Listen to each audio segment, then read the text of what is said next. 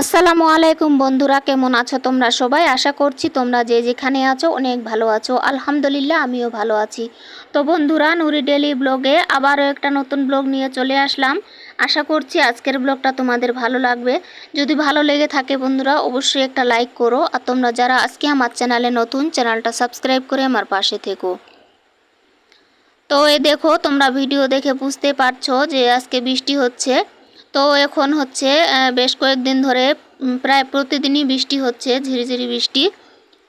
তো আজকে হচ্ছে আমরা বৃষ্টিতে ভিজে একটু কিছু কাজ করব আর কি।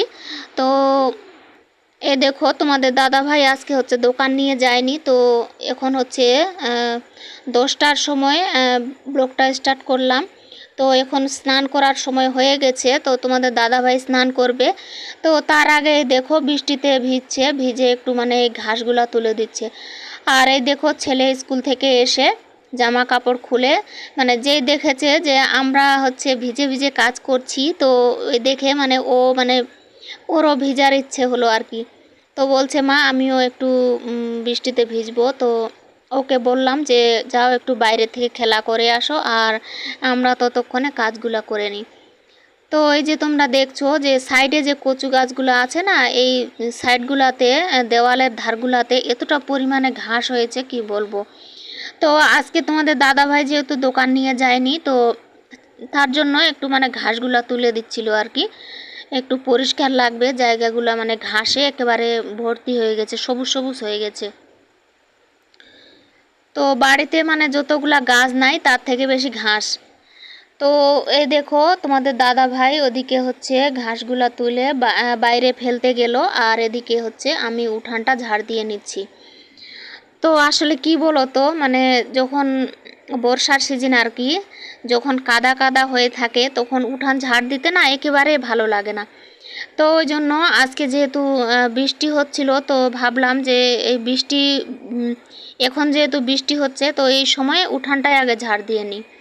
আর বৃষ্টি শেষ হয়ে গেলে তখন আবার ঝাড় দিতে সুবিধে লাগবে না আর কি, চিপকে যাবে পাতাগুলা। তো ওই জন্য এরকম বৃষ্টিতে মানে পানিগুলা মানে গড়িয়ে গড়িয়ে যাচ্ছিল, তার সঙ্গে পাতা টাতাগুলো মানে ঝাড় দিতে সুবিধা লাগছিল আর কি। তো এই দেখো, ঝাড় টাড় দিয়ে এখন চলে আসলাম এদিকে, তোমাদেরকে একটু দেখিয়ে দিচ্ছি। পুরো উঠানটায় ঝাড় দিয়ে নিয়েছি। তো এই দেখো বন্ধুরা, এখন হচ্ছে উনুনে ভাত বসাবো, তার জন্য কিছু ছাই তুলে বাইরে ফেলে দিয়ে আসছি। আর আমাদের উনুনগুলা না মানে তাড়াতাড়ি ভর্তি হয়ে যায়, যেহেতু আমরা ফুচকা ভাজি, আলু সিদ্ধ করি, ভাত রান্না করি, অনেক রান্না বান্না। তো তার জন্য মানে উনানগুলা খুব তাড়াতাড়ি ভর্তি হয়ে যায়। আর ওই দেখো, মানে ছেলে বাইরে থেকে একটু খেলা করে এসে, আর ওই দেখো মানে উঠানটা কিভাবে কাদা করতে হবে সেই বুদ্ধিটাও ভালো জানে।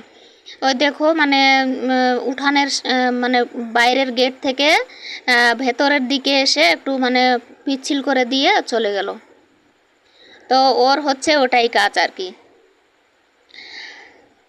তো আজকে হচ্ছে এই কাদার মধ্যে হাঁটাচলা করতে মানে খুব অসুবিধে হচ্ছিল, আমার মনে হচ্ছিল যে কখন যে আমি পড়ে যাই, এরম লাগছিল আর কি।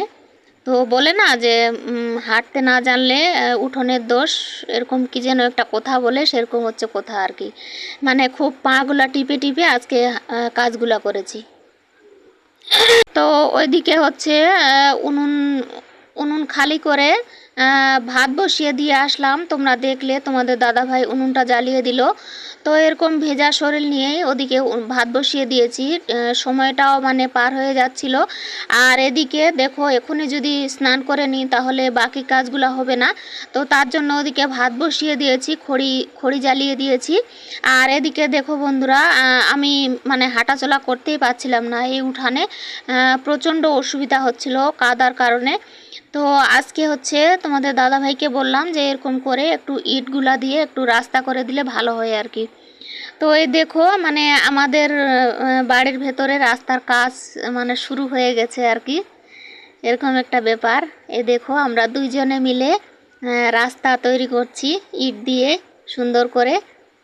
তো এই যে দেখলে তোমরা যে তোমাদের দাদা ভাই কোদাল দিয়ে ইটগুলা নামাচ্ছে। তো মানে ইটগুলা অনেক দিন ধরে এখানে ছিল, তো মানে যেহেতু বর্ষাকাল এখন, পিঁপড়াগুলা সব মানে ইটের ভিতরে ঢুকে গেছে আর কি, ইটের ফাঁসগুলোর ভিতরে ঢুকে আছিল। তো ওই জন্য হচ্ছে কোদাল দিয়ে একটু ইটগুলা নামিয়ে দিল।